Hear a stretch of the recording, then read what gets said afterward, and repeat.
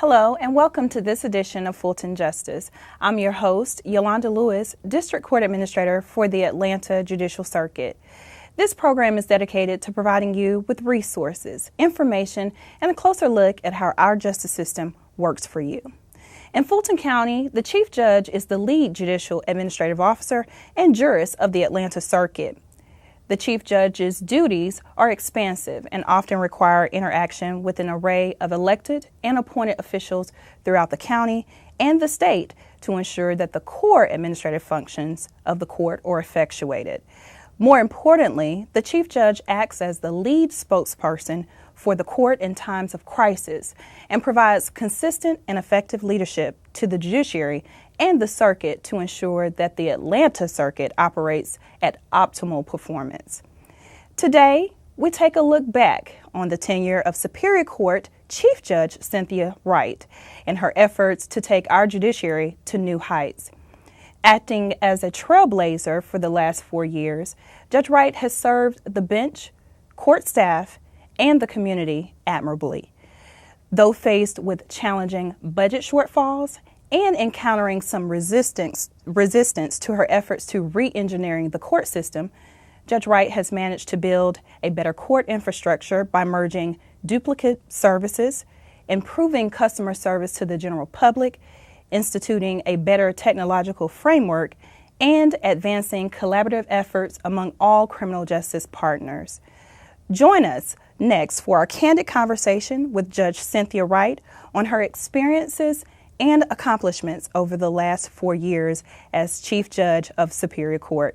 Stay tuned.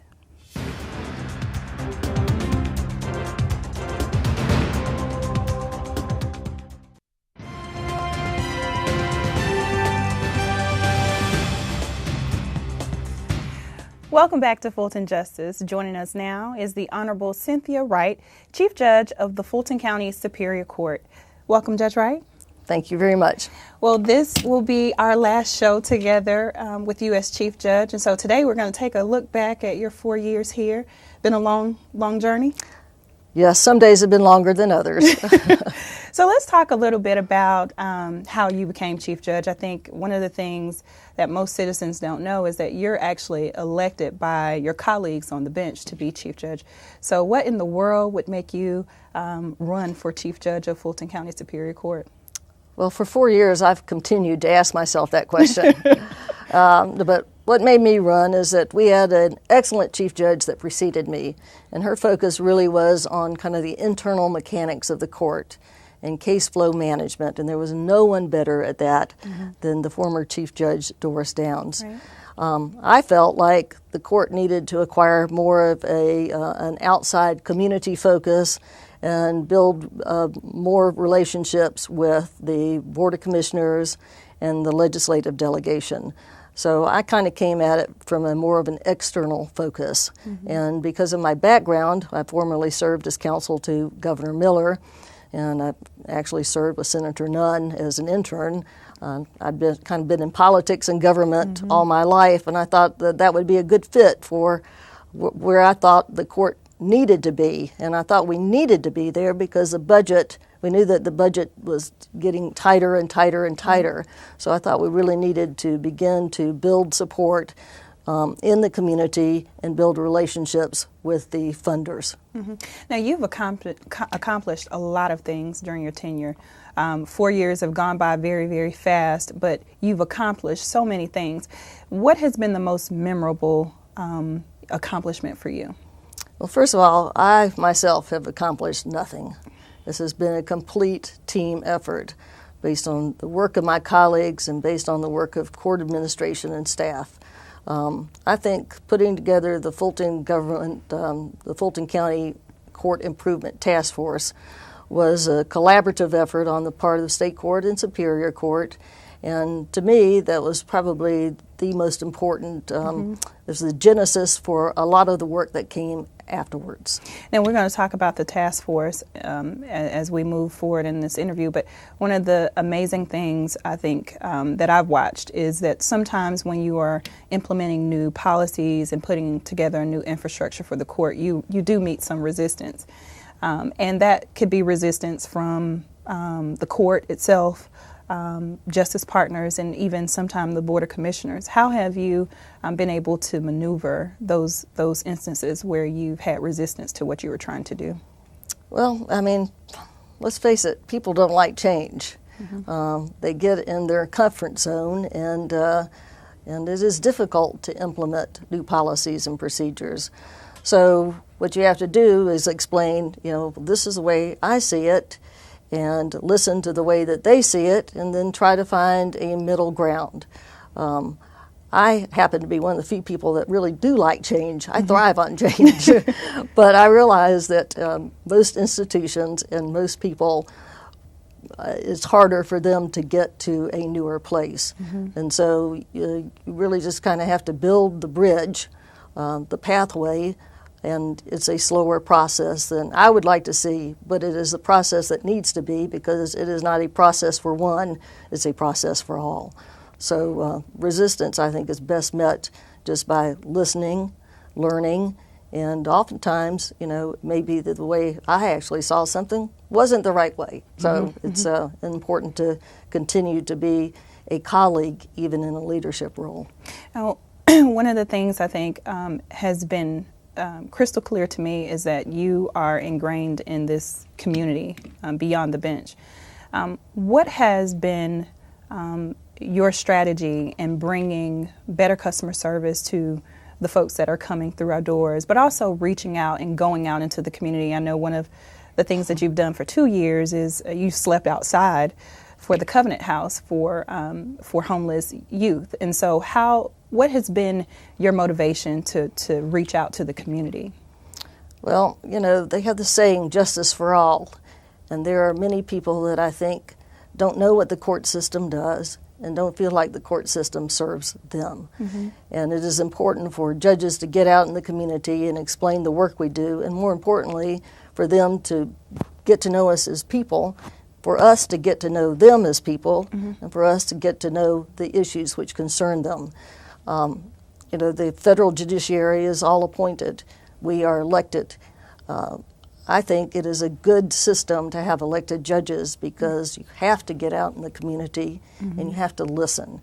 And even though we decide cases based on the law, after all, we are a reflection of the community. And, I loved sleeping out in the cold with the homeless youth. 30-degree weather. It was pretty chilly, but, it was a lesson for me in what other people go through.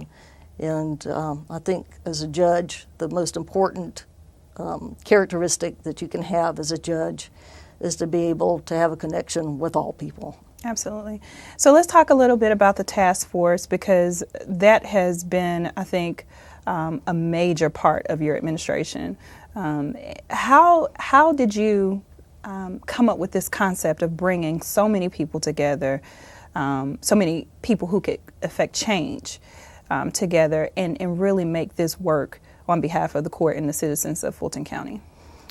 Well, I designed the task force for two purposes. One was kind of instruction, where we wanted to get the Board of Commissioners and some of the legislators on the task force to understand really the problems that we were confronting, why we couldn't affect some of the changes that they wanted us to see, because part of those were Board of Commissioners policies, part of them were because of state law. And so we needed to get them to be part of the task force so that they could help us see what the obstacles were in creating change. And then, because they are the ones that fund us, both the state and the county level, we wanted to see what their vision was for a more efficient court system. I think our court system has for too long operated too separately. We have our state court, fine judges, fine bench, fine administration. We have the superior court, fine judges, fine administration. But we just weren't talking to each other. And it seemed like we had too many duplicative services. And that was not first of all, it couldn't be afforded anymore. Right. We don't have the luxury of having built-in redundancies in our system that aren't necessary. And so we had the budget was a great hammer to affect collaboration and change. So we know now that the Superior and State Court are working together at a new level. We have never seen this much collaboration between the two courts. I know you hate to take a lot of credit for this, but what type of statement does this make to the rest of Fulton County? Well, to the rest of Fulton County, the Fulton County government, I hope it says, we heard you. We are here to assist in budget issues. We are responsible and responsive to you and to the people.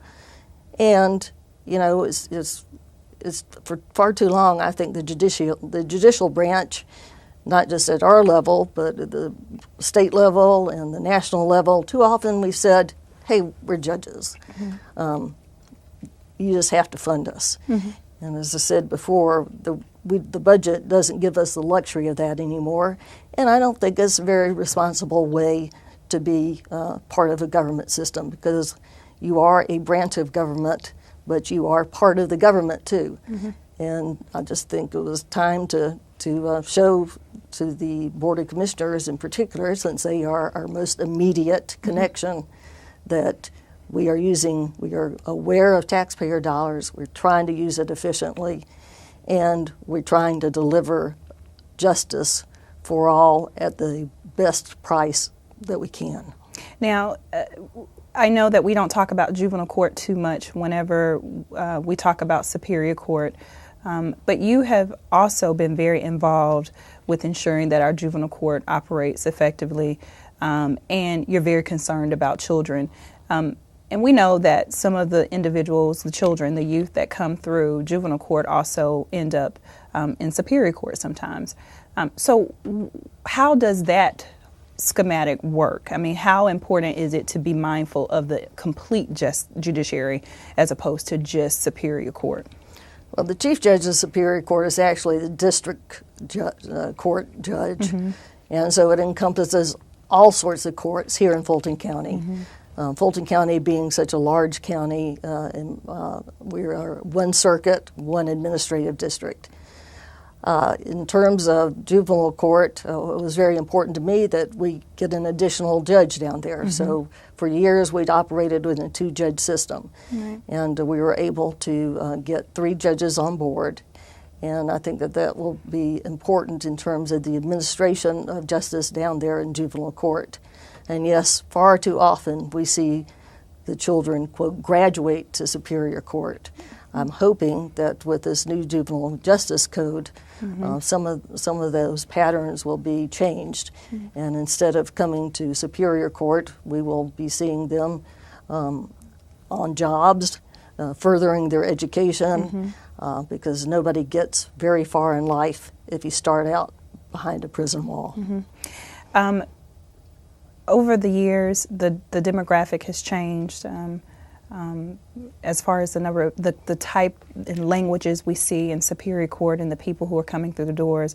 Talk a little bit about how you've seen that change, and then also, you've allowed administration to hire more interpreters to manage the cases that are coming through that need some type of language assistance. How has the demographic changed, and how important was it to make that decision to place funds and resources there?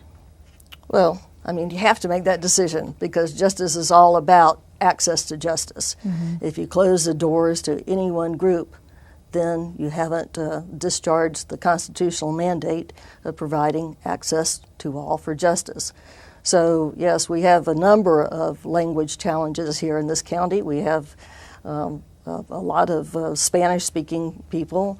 We have a number of other languages, and we have to do it, and we ought to do it. So it wasn't a hard decision to make. It was one of those decisions that just needed to be made. Absolutely. So, technology. No, please don't ask me about that. We just went to a new system for the entire county, CJIS, a very expensive project to bring all of the information together. We've had so many technological advances in Superior Court with the evidence viewing systems that we have now and the new jury system that we have, which we'll talk about in a second. But CJIS, how important was it to, I know that we're still working on our business processes, but how important was it to have a system that actually connected all of the information in the criminal justice system? I think it's of critical importance, and we're not quite at where we want to be right now, or where the Board of Commissioners wants us to be with providing accurate and reliable data, but we will get there.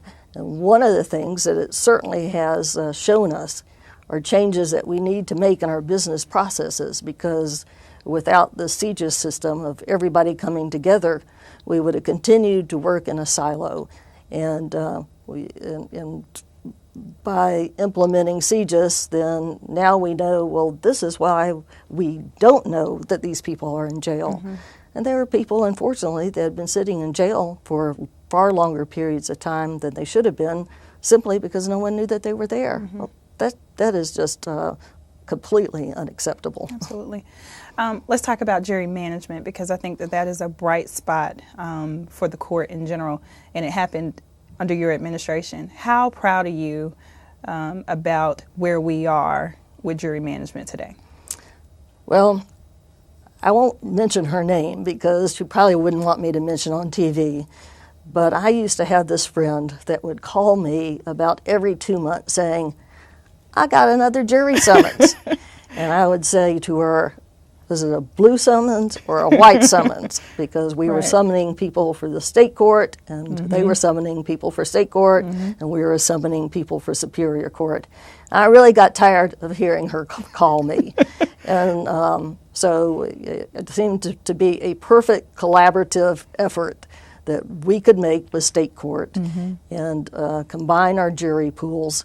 And also, I mean, there's so many exciting things going on in technology across the nation where I hope at one point people won't even have to, come down to the courthouse potentially for jury questioning. But we've improved it so much that that there are, if you don't have to, we have these reminders that go out to our jurors. We have judges that go and address the jurors, and that was a colleague of mine's idea, Judge Adams, and it has proved to be hugely successful. Absolutely. And now I get emails from people or calls from people saying, I was down there for jury service, and I had a good time. Absolutely. And we really appreciate the judges coming down and speaking with us. Yeah, much different. Let's talk about Veterans Court really quickly. This is something that we created under your administration as well this year. And so how important, and one of the things I think is important to note is that a lot of other counties are now taking note to our veterans program, and we're acting as a model. So how important was it for you to be involved in this groundbreaking program that now helps those who've served our country? What better program could we implement than helping those who served our country? It is one of many accountability courts that we run. It runs on the same principle, but it has mentors in it that have been where these gentlemen and ladies have been, and it tries to address issues that they may have when they've gotten back into the civilian population. Some of them suffer from alcoholism, from drug addiction, from post-traumatic stress syndrome. And it's important, as with all accountability courts, to say, look, we're here, we're a court. Yes, we have to decide cases. We judge our cases, but we don't judge the people. We are here to try to help you become the person that we know that you have the inherent ability to be.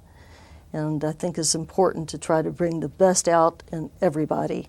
And there are very few people that I think the court system should ever give up on. Yeah, absolutely. So your term will expire January 31. Don't sound so happy about it. You've done a lot of great work, but the next chief judge will have big shoes to fill. What advice would you give to our new chief judge? Keep a sense of humor and listen to your colleagues, and particularly listen to your court administrator. Absolutely. As we kind of come to a close, what parting thoughts do you have about the Fulton County Superior Court, about the justice system in general, and where we're going as a court and as a county? I think our county has some great prospects ahead of it. I think we have greater days ahead of us than behind us. So I'm excited about the future of Fulton County. You have people that haven't spoken to each other before that are talking, and you have people that are trying to unite North Fulton and South Fulton. And I think that's very important because we are a very diverse county, and sometimes differences can make you weaker, but in my opinion, you need to use differences to make you stronger. So I'm excited about the future of the county. About the court system, I've been very honored and privileged to be a part of this court system. It's growing. Is going in the direction I would love to see it go.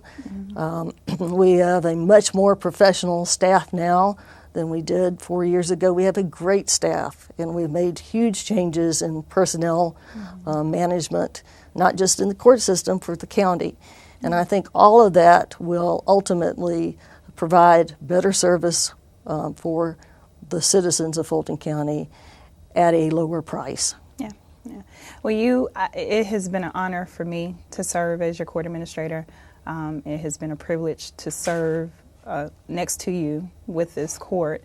And I'm looking forward to continuing our efforts to make sure that we are one of the best courts in the nation. So thank you for joining us today. Well, thank you for serving with me and for showing me so many techniques I need to know about leadership and management. My pleasure. You're the best. Thank you.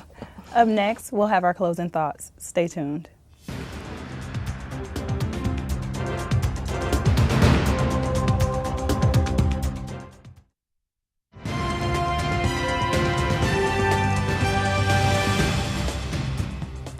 Today, we welcome Chief Judge Cynthia Wright to talk about her experiences as Chief Judge of the Fulton County Superior Court.